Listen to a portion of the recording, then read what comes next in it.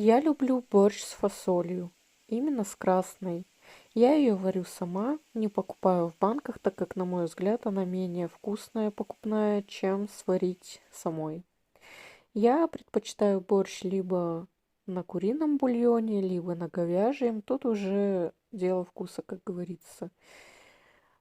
Поэтому делитесь и вы, какой борщик предпочитаете вы, добавляете ли вы фасоль, свеклу, либо же вы любите без. Но я люблю и с тем, и с другим. Получается вот так.